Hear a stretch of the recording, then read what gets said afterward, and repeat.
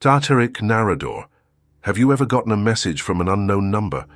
I get them all the time, but yesterday something was different. It was a video, no text, no explanation. The thumbnail already gave me chills. My room, in the dark. When I hit play, I saw myself sleeping, but I wasn't the one who recorded it. And what happened in the last few seconds, I wish I had never watched it. My name is Derek, and I'm a 28-year-old software developer living alone in Portland. I work from home, which means I spend most of my time in my apartment. It's a nice place, modern, secure building with keycard access and cameras everywhere. Or so I thought. Derek. At first I thought it was some kind of prank. Maybe my roommate from college, Marcus, was visiting town and decided to mess with me. But Marcus moved to Tokyo 2 years ago, and besides, he doesn't have a key to my apartment anymore. The video was exactly 3 minutes and 47 seconds long, shot in infrared, that green, grainy night vision quality you see in security cameras. But this wasn't from a security camera. The angle was wrong, too personal, too close. I noticed the breathing immediately.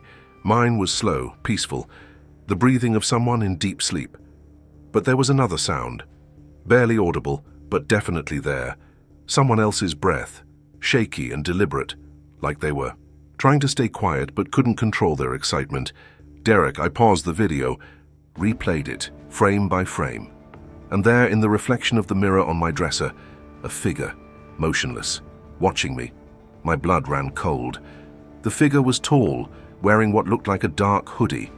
I couldn't make out the face, but the posture was wrong, too rigid, too focused. This wasn't someone who had stumbled into my room by accident. This was someone who had planned this. I grabbed my phone and called the police immediately. Officer Rebecca Hayes arrived within 20 minutes, a veteran cop with tired eyes who'd probably seen everything. But even she seemed unsettled when I showed her the video. "How long have you lived here?" she asked, examining my windows and door locks. 3 years, never had any problems before. She checked everything twice, all locks were intact, no signs of forced entry.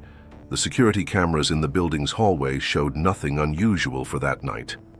Derek, Officer Hayes took the video as evidence, but she was honest with me. Without clearer footage of the intruder's face, and with no signs of breaking and entering, this is going to be difficult to pursue. But we'll try. That night, I couldn't sleep. Every shadow in my room seemed to move, every sound made me jump. I installed a chair against my bedroom door and kept all the lights on. The next morning, I called my building's security manager, Vincent Torres. Vincent had been working security for 15 years and knew every resident by name. "Derek, I've been watching those hallway cameras obsessively since you reported this," Vincent said over the phone. "I've gone through every second of footage from the past week. Nobody entered your floor who doesn't belong there, nobody. Then how—" "That's what I'm trying to figure out, Derek.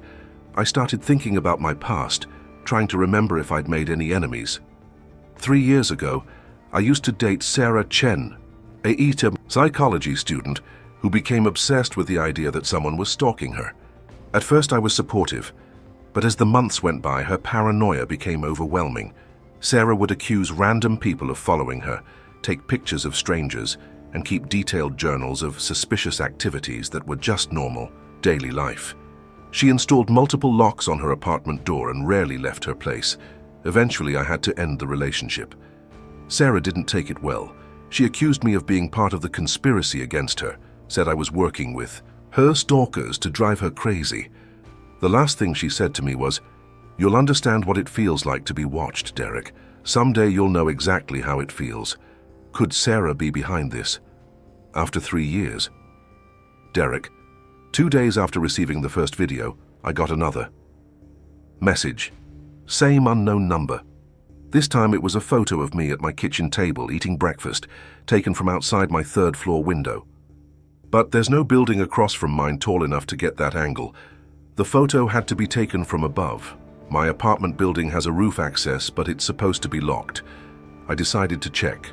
The roof door was indeed locked, but as I examined it more closely, I noticed fresh scratches around the lock mechanism. Someone had been picking it. And when I stepped onto the roof, I found something that made my stomach drop. A small pile of cigarette butts, all the same brand, and a piece of paper with my daily schedule written in careful handwriting. 30 f.m. Wake up, check phone 7 a.m. Shower 7:30 a.m. Breakfast at kitchen table 8 a.m. Start working at desk. Someone had been watching me for weeks, maybe months, documenting my every move. Derek. I called Officer Hayes immediately.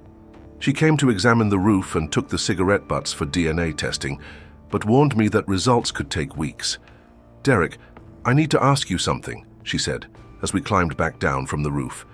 Have you considered that this might be connected to your ex-girlfriend Sarah?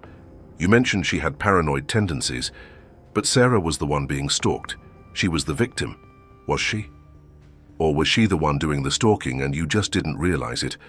The thought had crossed my mind, but I'd dismissed it. Sarah had seemed genuinely terrified, genuinely convinced someone was after her. But what if it was all an act? What if she was the predator, not the prey? Officer Hayes continued. People with certain psychological conditions can be very convincing. They can make you believe their version of reality, even when it's completely fabricated. Derek. I decided to reach out to Sarah directly. I found her on social media.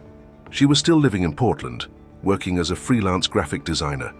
Her profile looked normal, filled with art projects and nature photography. No signs of the paranoid person I remembered. I sent her a message. Sarah, we need to talk. Someone's been watching me and I think you might know something about it. She responded within minutes. Derek? Oh my God, I haven't heard from you in years. What do you mean someone's watching you? That's terrible. Do you want to meet somewhere public? I can help you figure this out. Her response seemed genuine, concerned even. Maybe I was wrong about her. Maybe she really was innocent. We agreed to meet at Miller's Coffee House on Thursday afternoon. Sarah looked different, calmer, more confident. The anxious, paranoid woman I remembered had been replaced by someone who seemed at peace with herself.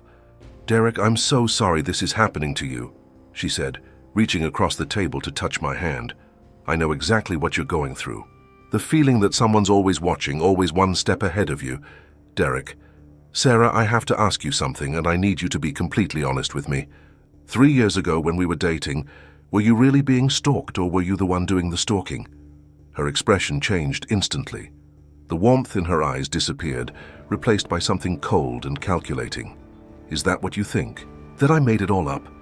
I'm just trying to understand. Derek, everything I told you was real. The person following me, the photos taken through my window, the feeling of being watched constantly. It was all real. She leaned closer, lowering her voice. But what I never told you was that I figured out who was doing it. And when I confronted them, they made me a deal. My heart started racing. What kind of deal? They said they'd stop watching me if I helped them watch someone else. Someone who had hurt me. Someone who had abandoned me when I needed them most. The coffee shop suddenly felt suffocating. Other customers' conversations became background noise as Sarah's words sank in. Derek. Sarah, what are you saying? She smiled, but it wasn't a pleasant smile.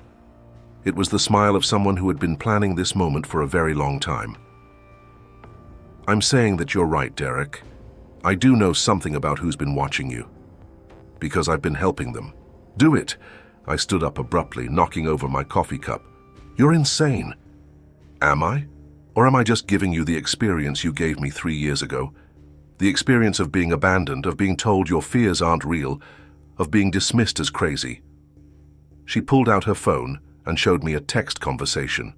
The contact name was the Watcher, and the messages were detailed reports about my daily activities, my routines, my vulnerabilities. You see, Derek, my stalker never stopped watching people. They just changed targets. And I realized that instead of being a victim, I could be a partner. I could help them find people who deserve to know what it feels like to be prey. Derek, I ran out of the coffee shop without looking back.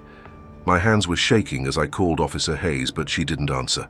I left a voicemail explaining what Sarah had told me, then drove straight home. But as I approached my building, I noticed something wrong. The security guard booth was empty. Vincent was always there during day shifts, but his post was abandoned. The front door was propped open with a brick. I parked across the street, and watched my building for 10 minutes. No movement, no signs of life. It felt like a trap. I called Vincent's cell phone. It went straight to voicemail. I called the building management company. They said Vincent had called in sick that morning, the first sick day he'd taken in 5 years. My phone buzzed with a new message from the unknown number, another video. This one showed Vincent tied to a chair in what looked like a basement or garage. He was unconscious, blood on his forehead.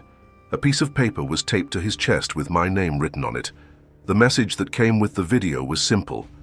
"Come home, Derek. We're waiting." Derek. I had 2 choices. Call the police and wait for backup, or go in and try to save Vincent myself. But I knew that by the time the police arrived, Vincent might be dead, and I couldn't live with that on my conscience. I entered the building. Through the parking garage, using my key card to access the stairwell. Everything was eerily quiet. The usual sounds of residents, televisions, conversations, children playing, were completely absent. It was as if the entire building had been evacuated. As I climbed the stairs to the 3rd floor, I found notes taped to the walls. Each one had a single word written in the same careful handwriting I'd seen on the roof. Guilty, abandoned, deserve, payback. When I reached my floor, my apartment door was wide open. The lights were off, but I could see movement inside. Shadows, shifting in the darkness. I pulled out my phone to call 911, but there was no signal. They were jamming the cell towers somehow. Derek. I stepped into my apartment and immediately the door slammed shut behind me. The lights came on, revealing 3 figures in my living room.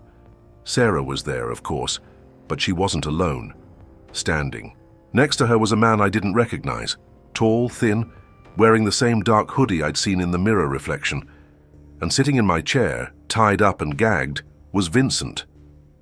"Derek," Sarah said cheerfully, "I'd like you to meet Michael Torres, Vincent's brother, the man who's been watching me for the past 4 years."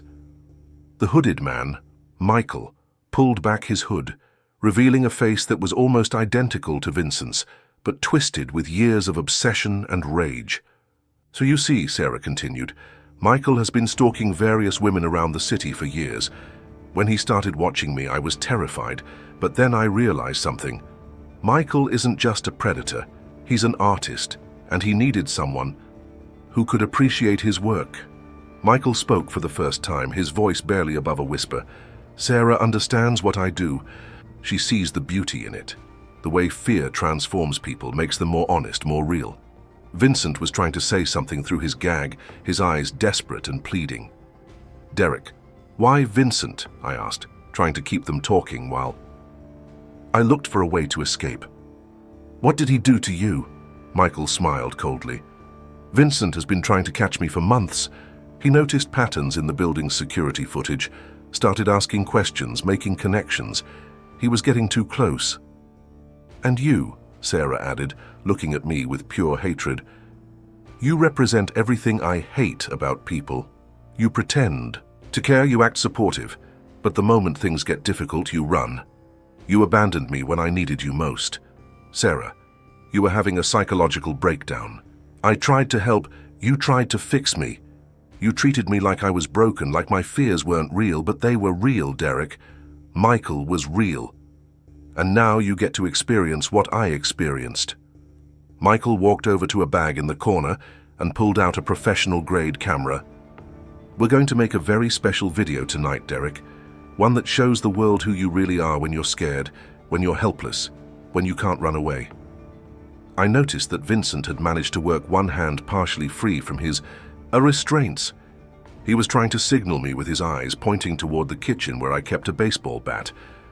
Derek, what happened next changed everything I thought I knew about the situation. As Michael set up his camera, Vincent suddenly broke free from his restraints completely, but instead of helping me, he grabbed Sarah and held a knife to her throat. "Michael," Vincent said calmly, "it's over. The police are already on their way."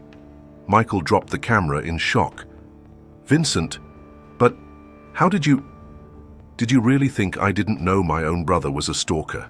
I've been tracking your movements for months, building a case against you. Sarah was never your partner. She was working with me, helping us gather evidence. Sarah looked at me with what I now realized was genuine remorse. "Derek, I'm so sorry. We needed to make this look real. Needed Michael to believe I was on his side. The only way to catch him was to let him think he was in control." My head was spinning. So none of this was real? The videos, the photos, the stalking?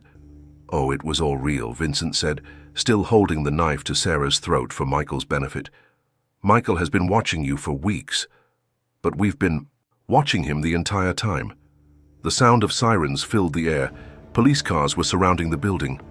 Officer Hayes's voice came through a megaphone. "This is the Portland Police. The building is surrounded."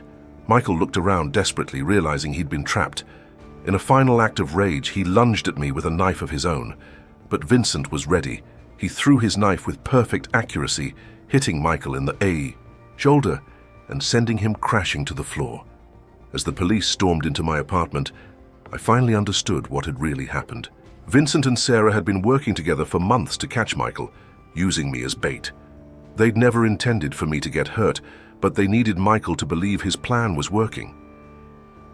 3 months later, Michael Torres was sentenced to 15 years in prison for stalking, breaking and entering, and assault. Vincent returned to his security job, but with a new appreciation for the dangers that can hide in plain sight. Sarah and I never got back together, but we found a way to forgive each other. She got the therapy she needed, and I learned that sometimes the scariest monsters are the ones we create in our own minds. But I still check my locks twice every night, and I never sleep without my phone within reach, because once you've experienced what it feels like to be truly hunted, you never forget that feeling. And sometimes, late at night, I still wonder, what if they hadn't caught him? What if the person watching me right now isn't Michael, but someone else entirely? What if this was just the beginning?